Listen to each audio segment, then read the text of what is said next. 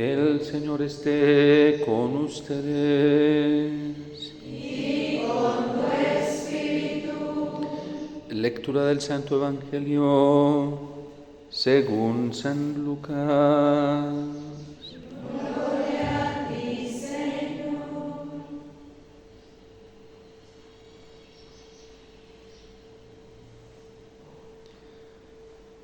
En aquel tiempo estaba Jesús echando un demonio que era mudo. Sucedió que apenas salió el demonio, empezó a hablar el mudo.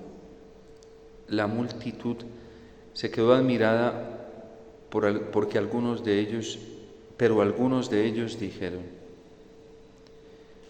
por arte de Belcebú, el príncipe de los demonios, echa a los demonios. Otros, para ponerlo a prueba, le pedían un signo del cielo.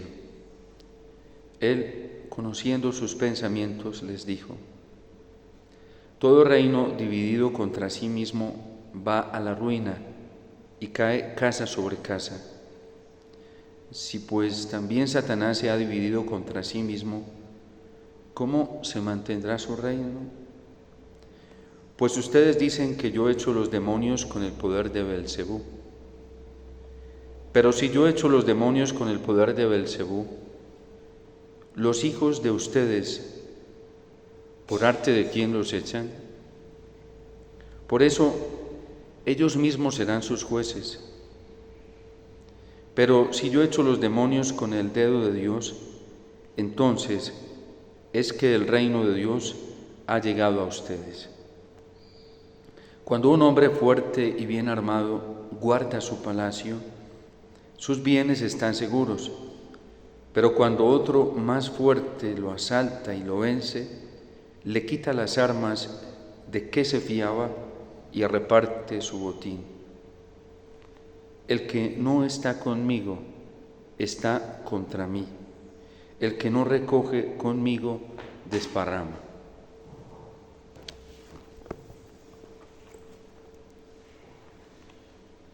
Palabra del Señor. Gloria a ti, Señor Jesús.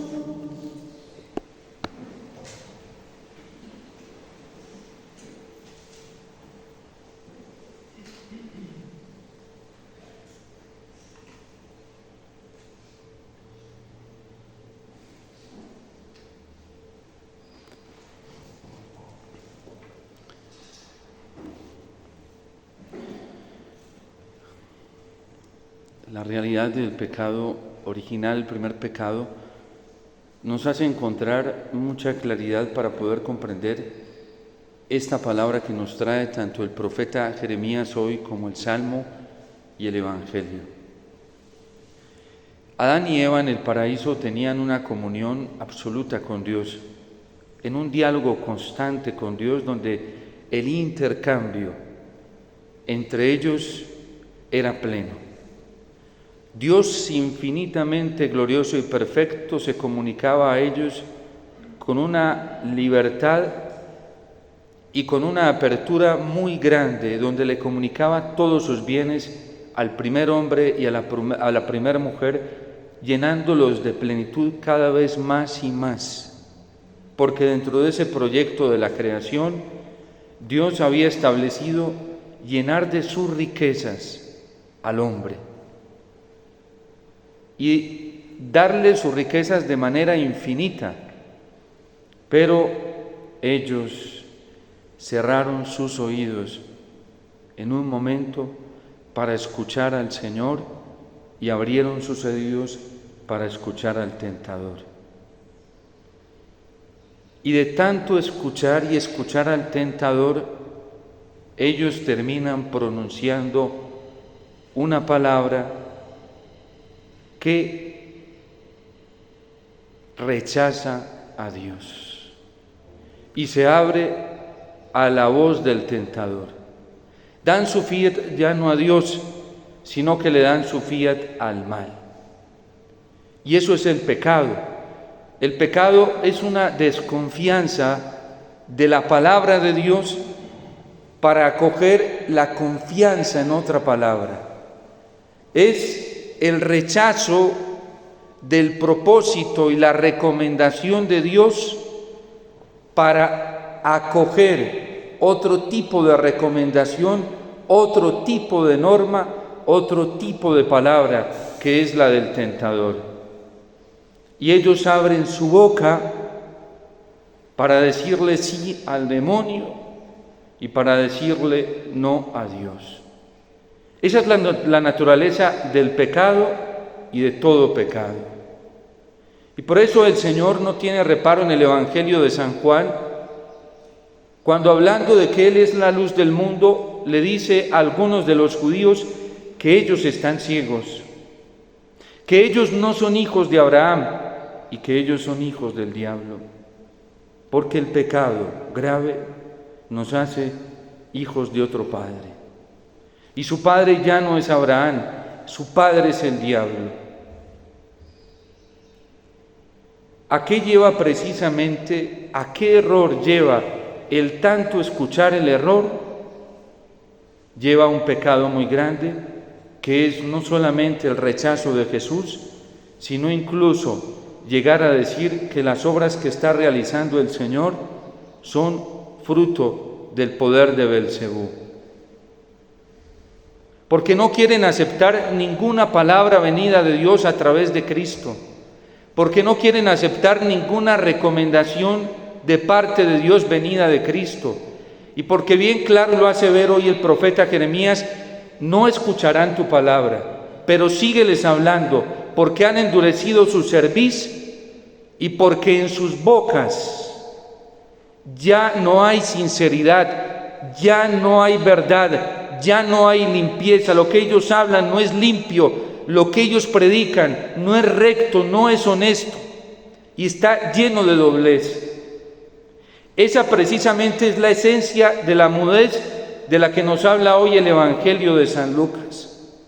No es que estuviera impedido para hablar, es que está impedido para proclamar, como el salmista lo está haciendo hoy, las grandezas del Señor. Y de esa mudez participamos muchas veces nosotros, cuando nuestro corazón se siente imposibilitado para proclamar la grandeza del Señor, para reconocer desde adentro que el Señor es Dios y que nosotros somos suyos y que somos su pueblo y que somos ovejas de su rebaño, que le pertenecemos solamente a Él. No es la mudez lingüística, es la mudez de un corazón incapaz de reconocer que Yahvé Dios es el único Dios. Es la incapacidad del corazón para reconocer que solamente hay que adorarlo a Él y que solamente hay que entregarle el corazón a Él y que solamente hay que entregarle la voluntad a Él y que solamente hay que orientar el pensamiento a Él y que hay que orientar todas las fuerzas del ser a Dios. Y cada vez que nuestro corazón está impedido para reconocer esto, es un corazón mudo, insensato, un corazón que no se está ajustando a la libertad de los hijos de Dios, a la sensatez de los hijos de Dios, al gozo de los hijos de Dios que disfrutan y se gozan solamente en proclamar su grandeza.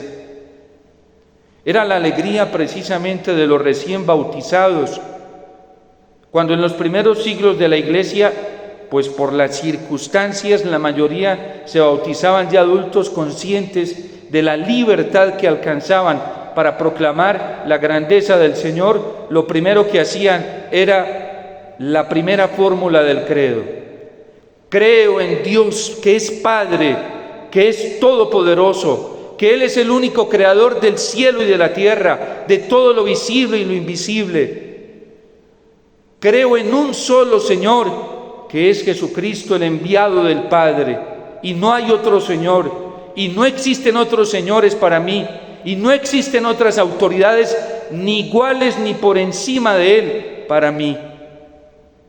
Decir que Jesús es el Señor es poder proclamar no solamente con los labios, sino con el corazón, porque la fe se constituye de estas dos cosas, dice San Pablo: creer con el corazón que Dios es uno, que es el Todopoderoso, que es el Rey y que Jesucristo nuestro Señor es el Señor, el enviado del Padre para salvarnos, y que no existe otro Salvador, y que no existe otro Señor, y que no existe otra autoridad, ni igual, ni sobre Él en la tierra. Y proclamarlo, sostenerlo con los labios, eso constituye la respuesta de la fe que Dios pide de un convertido.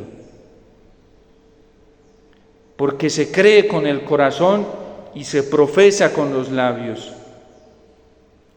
Y por eso el Señor en el Evangelio de San Mateo, que es el sinóptico de este texto, cuando lo acusan de expulsar los demonios con el poder de Beelzebú, porque se están negando a reconocer que solamente en Cristo está la libertad y que solamente en Cristo está toda la autoridad para vencer el pecado, para vencer al demonio, y además no creen en la posibilidad de que se pueda vencer al pecado y que se pueda vencer al mal y que se pueda vencer todo obstáculo con la fe puesta en Cristo, que el Señor les dice, salen unas palabras muy fuertes de su boca hacia ellos y les dice: raza de víboras. Porque bien suponéis vosotros que todo árbol bueno produce frutos buenos, y bien suponéis que un árbol malo no puede producir frutos malos. ¿Y cómo es posible que ustedes, dejando haber entrado la maldad en su corazón, cómo es posible que puedan proclamar cosas buenas? Porque eso hacen. Ellos no creen con el corazón en Dios, pero confiesan con la boca otra cosa muy diferente. Y se visten de eso externamente, y llenan sus labios de eso, y se ornamentan con las filacterias donde se amarran la ley del Señor, y ponen en las jambas de sus puertos escritos de la Torá y de la ley para decir que Yahvé es uno y que no hay otro Dios, pero el corazón lejos del Señor. El Señor es muy fuerte frente a la incredulidad, porque la incredulidad es la que nos lleva a la perdición. Y por eso nosotros tenemos que suplicarle al Señor que desate nuestro corazón, porque muchas veces nuestro culto puede estar pervertido, un culto solamente de la mente. Y es que es muy fácil memorizar teología, conceptos. Es muy fácil tener aquí en la memoria una cantidad de presupuestos teológicos y dogmáticos. Pero qué difícil es, porque eso se escapa a las posibilidades humanas. Qué difícil es creer con el corazón, aceptar con el corazón que Yahvé Dios es el único Dios y que no hay otro Dios fuera de Él, y que nadie puede estar al nivel de Él, ninguna persona, ni siquiera, ni un papá, ni una mamá, ni un esposo, ni una esposa, ni un hijo, ni una hija, ni un hermano, ni una hermana. Yahvé Dios es el único Dios y no hay nadie que se le iguale a Él.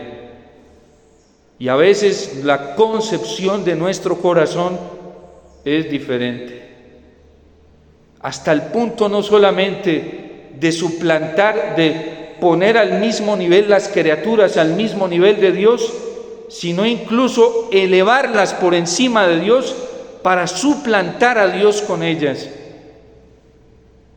Y por eso Cristo lo advierte: quien no pospone padre, madre, hermanos, hermanas, hijos, hijas, por mí, no es digno de mí.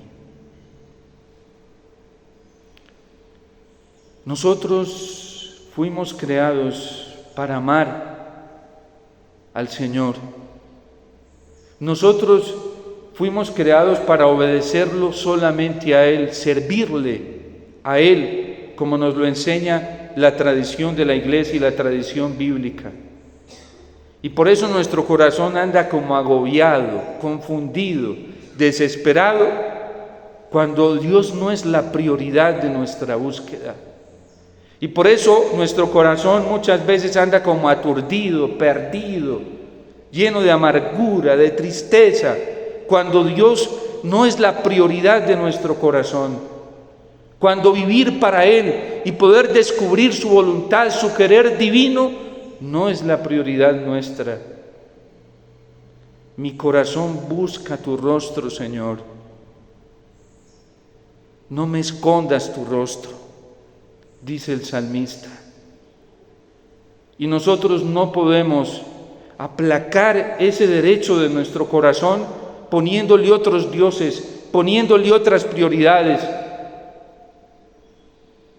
No podemos, porque ese es el daño que hace el pecado.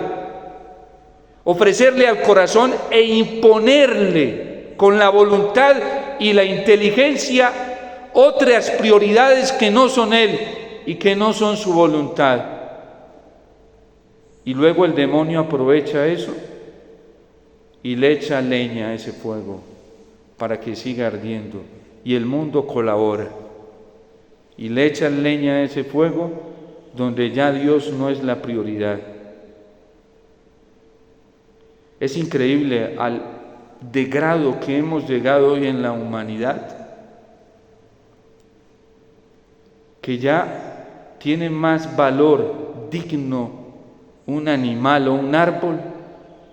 Ya no es solamente el degrado frente a la persona humana, sino que ya es un Dios. Esa tendencia del ecologismo que denunció Ratzinger en algún momento cuando le preguntaban si la teología de la liberación era la amenaza más grande para la fe católica, y él dijo que no, que se estaban en el libro Sal de la Tierra, en la primera entrevista que le concede a su biógrafo oficial, Peter Sewell, le dice que hay algo muy preocupante, y hace 40 años, donde decía que estaban resurgiendo y resucitando unas ciertas tendencias teológicas de adoración a la tierra, a la Pachamama, y que eso era muy preocupante porque eran tendencias que querían convertirse en criterios teológicos para filtrarse dentro de la iglesia. Ratzinger fue un profeta. ¿Y qué vivimos hace unos años dentro de la iglesia? Culto a la Pachamama, a la madre tierra. La tierra tiene su padre, que es Dios, su único creador. Y van resurgiendo esas formas idolátricas. Hoy, dentro de la iglesia, ya se ha desarrollado una teología que le llaman ecoteología, y muchas veces cargada de un relativismo para suplantar a Dios, donde se pide una adoración a la tierra, un culto y un cuidado por la tierra que no se tiene por Dios y no se tiene por el hombre. Pero a esos engaños lleva el demonio. ¿Cómo va amarrando nuestro corazón y lo va atando para reconocer la grandeza de nuestro Señor? Y por eso hoy el Salmo y la iglesia con el Salmo repara y dice: vengan, aclamemos al Señor. Demos culto, víctore, a Él que es la roca que nos salva. Entremos a su presencia dándole gracias y aclamándolo con cantos. Eso sin hablar de la testarudez del corazón para adorarnos a nosotros mismos. Porque a ese engaño nos lleva el demonio, a poner ponernos nosotros mismos como la única prioridad, incluso frente a Dios y también ante los demás. Yo recuerdo que a nuestra fundadora le gustaba mucho la alabanza. Yo no entendía en esos momentos por qué, pero después lo fui comprendiendo a la luz de la iglesia, que la alabanza es la oración que nos saca de nosotros mismos y nos introduce inmediatamente en Dios. La oración de adoración es una oración que nos saca de la ceguera de nosotros mismos, desata nuestro corazón, lo libera para meternos en un mundo bello y hermoso, sobrenatural, como lo es Dios mismo. Y por eso hoy tenemos que suplicarle al Señor que venga, que se acerque y que nos libere de esos demonios mudos. No porque no pueden hablar, sino porque esos demonios nos llevan a hablar de cosas que no debemos hablar, de nosotros mismos, de la creación y de las criaturas como si fueran Dios, de la adoración al materialismo como si eso fuera Dios, porque esa es la alabanza de muchos hombres hoy. Una alabanza y un culto al materialismo y a la economía. Y hay gente que se hace quitar la vida y es capaz de perder esposa, esposo, hijos, hijas, familia, con tal de proteger los bienes materiales. ¿Cuántas familias no se desbaratan por una herencia? Por una pinche herencia. Por un residuo económico que puede desaparecer en cualquier momento. Y son capaces de perder hermanos, hermanas, sobrinos, hijas, hijos, por una criatura como lo es lo económico. ¿Cuántos esposos se tiran la realidad familiar, el cuidado de sus hijos y sus esposas, por cuidar un bien económico? Hasta ese punto llega la idolatría. Lo que se le debería dar a Dios no se le da, pero sí se le da a una criatura, que también lo denunció proféticamente Benedicto XVI en esa encíclica social Caritas in Veritatis. Hasta la Iglesia y algunos de la jerarquía cayeron en esa horrendidad, que eso fue un escándalo, que hoy el Papa Francisco está tratando de limpiar, porque por culto y amor al dinero, algunos hasta dejaron ensuciar la banca vaticana con dineros de la mafia. Eso fue un escándalo para la Iglesia. Una llaga que la Iglesia está tratando de purificar y que el Papa Francisco está tratando de limpiar. Porque algunos monseñores, como él lo dijo, y de hecho se los entregó a las autoridades, dejaron mancillar la limpieza, la pureza pobre de la Iglesia.